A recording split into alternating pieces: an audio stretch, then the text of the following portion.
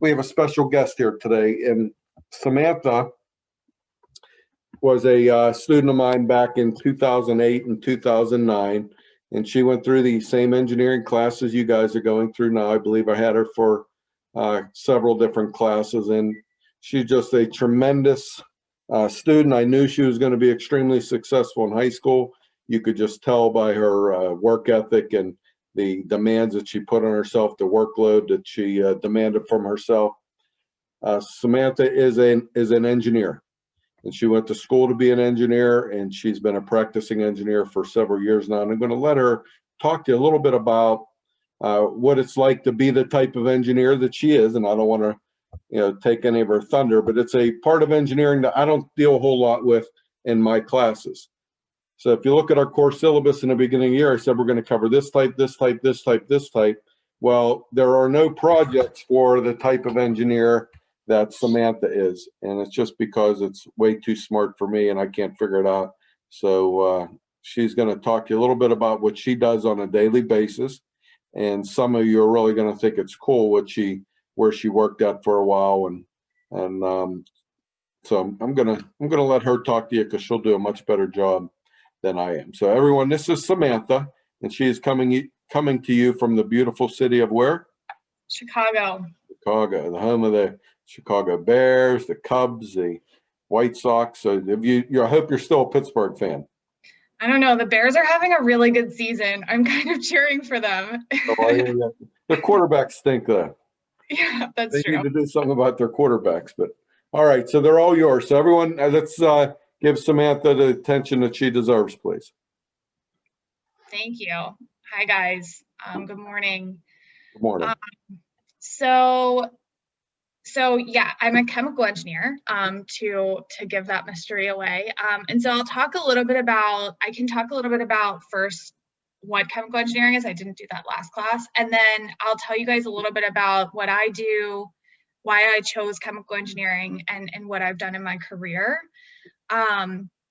So chemical engineering, I think probably the first thing you think of is like chemicals or chemistry. But it's actually not quite that. It's really designing processes to turn raw material, some sort of raw thing literally from the ground, into some sort of finished good. And so you'll kind of, the most obvious thing is oil and petroleum. So the gas you put into your car, that whole process is designed and maintained by chemical engineers. But there are lots of other things that chemical engineers do. Pharmaceuticals, so all the drugs you take, the Tylenol you take, the vaccines you get, those are all developed and produced by chemical engineers. Automotive, the processes to make all the parts that go into cars, chemical engineers design those. And then where my background is in food and beverage. So all the food you eat, all the drinks you drink, a chemical engineer is behind creating the process to make that, and then also actually making it. And so we do a lot of really cool things. We're in a lot of really cool industries. Pretty much every industry that makes something has chemical engineers in the industry. So I'm actually an engineering consultant. So have any of you guys heard the word consultant, or no? Like, is that like a familiar word? Maybe no. Okay, so basically what I do is I go into other companies and I help them with their engineering problems. So I work for a company, but my company, we don't actually make anything. We help other companies that make things do it better or do it differently. I actually just spent 5 months working with an automotive company, helping them figure out how to make their different parts that go into cars, how to do that a little bit more efficiently. I've worked with a chocolate manufacturer to figure out how to make chocolate a little bit more efficiently. I've worked with an ice cream manufacturer. That was pretty fun. Actually, to figure out how to, during COVID, to figure out how to make more ice cream, because when the lockdown started, people started buying a ton of ice cream. So they were trying to figure out how to make more. And so I've gotten to work with some really cool companies. I've gotten to travel all over the world. So I've spent time in Brazil, Switzerland, Germany, Poland, helping companies in all of these places. Most of my work's in the US right now. Actually, most of it's from this office over video right now, but typically I would be traveling around to different companies to help them. So that's what I do now. When I was thinking about what I wanted to do when I was in your shoes, I was thinking that I wanted to do something that met 3 things. So I wanted to do something that I was good at, something that I liked to do, and something that paid well. And so I liked the CAD classes, but I wasn't very creative. Well, I was creative. I wasn't very artistic. I couldn't make like pretty things in AutoCAD, but I really liked the process of like thinking about like, how do I draw this part, or how do I bring this project together? And so I realized that I really like processes and like designing processes, which is basically what chemical engineering is. When I was in high school, I was pretty good at math and science, but weirdly enough, I wasn't good at chemistry. I didn't like chemistry. I still don't like chemistry, but I was really good at physics and really liked physics. And chemical engineering is actually a lot of physics. So if you don't like chemistry, you'll have to take like 1 class in college and that's it. You just have to get through it. I got a C in it, so like you just literally have to get through it. Not my thing. But physics, there's a lot of that, and there's definitely a lot of math, but it's also just a lot of like problem solving and figuring out how to make a process. And I thought that I would be good at that, and it sounded exciting. And then I actually, in between the first class and second class, I looked up the statistics, because I knew that a big thing to me was I wanted a job that would pay well, and give me like some financial independence. And so right now for 2020, the starting salary, chemies have the highest starting salary coming out of undergrad at $74,000. And then their mid-year, or mid-career, so 15 to 20 years, they have the 3rd highest salary at $140,000. So I think I saw those stats when I was in high school, and I thought, if I can do that, I want to do that one. And so that's a big reason why I picked chemical engineering. And I went to college at Lehigh University and studied chemistry there. Really liked it. It was all the things I thought it would be really interesting and challenging. And I loved that how many industries you could like do chemical engineering in. And so I interned while I was in college at Colgate-Palmolive. So if you guys have ever had Colgate toothpaste or used Palmolive dish soap, I worked at their plant, and I was literally on the manufacturing line, helping literally to get bottles of the Palmolive soap out the door, helping them fix some quality issues. And I really, really liked working on the plant floor. I thought it was really cool and exciting and very fast paced. So after I graduated college, I went and worked at General Mills, which you guys probably are familiar with. And I worked in the factory that makes Cinnamon Toast Crunch and Chex cereal. And so I literally got to like go out onto the manufacturing lines and like pull fresh Cinnamon Toast Crunch off the line whenever I wanted to and eat it. It was amazing. And it was really cool to work in this plant with like gigantic equipment and like tons of people. And I got to like lead a team of people there, and it was pretty cool. And then I went and worked for a company called Diageo, which the last class I told you guys aren't 21, so I can't talk too much about it, but they make one of their brands is Guinness, which you've probably heard of, and lots of other brands in that same industry. And I did new product development. So I actually got to work on designing new products and figuring out how we would make the new products. So did you taste test them, I'm sure? Yes.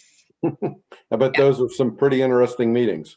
Yeah, no, that, yeah, I'm not gonna talk too much about that, but yes, we did a lot of taste testing. I actually worked a lot on bourbon. I don't know if I told you this, Kaz, but I worked a lot on bourbon, so I got to spend time in Louisville, like in the still houses, like with the barrels, and it was really cool. but yeah, so I worked there, and then I decided to step away from work for 2 years, and I went back to get my master's in business at Harvard. And then after doing that, I started the job that I'm doing now as a consultant. And it's been pretty cool. I've gotten to do a lot of cool things. I love that everything I work on is something that I like can find in the grocery store. It's pretty cool to like walk through the aisles and see lots of things that I know, like how that bag gets in that box, or like how that cereal is made. It's pretty cool to know like the backstory of that.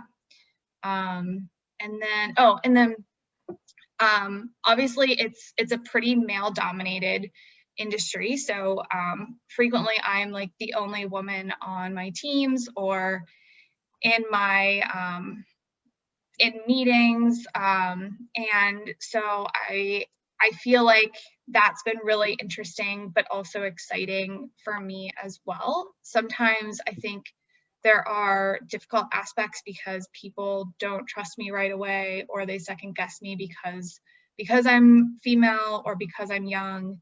But it's always really fun to prove people wrong. It's like my favorite thing. Actually getting to like do something right or do something that they didn't think that someone like me could do. And so I kind of usually really like being the only woman and getting to like prove myself a bit. It keeps me on my toes too. But While yeah, at Lehigh, were you one of the only females in that major as well, or were there other females in the chemical engineering field? yeah, weirdly enough, they're actually at Lehigh, it was about 50-50. Okay. So we had, and what's interesting is like of those people, I would say more of the men went into like oil and gas and chemicals for the most part, and then the women tended to do like other types of jobs. But honestly, it was actually pretty even, weirdly enough. But then ever since in my career, it's I'm always like one of, if like the only woman, or maybe like there's one other person. Right. And what grade were you in, if you can recall, back at North Hills when you started to narrow it down, saying, you know what, this is pretty much the field that I want to head into? Can you remember that? Yeah, I like actually vividly remember that. I was in I don't know if you remember this. I went to like a summer camp at University of Dayton when I was in 10th grade. And it's like a school in Ohio. And I spent a week there one summer, like learning about all the different types of engineering. And I remember the chemical engineering like activity we did was mixing together all of these plastics and melting them down and getting to like we made like little keychains or little things for our desks. And I thought it was really cool. You had to figure out like what temperature to melt it down at and what pressure to have the machine at.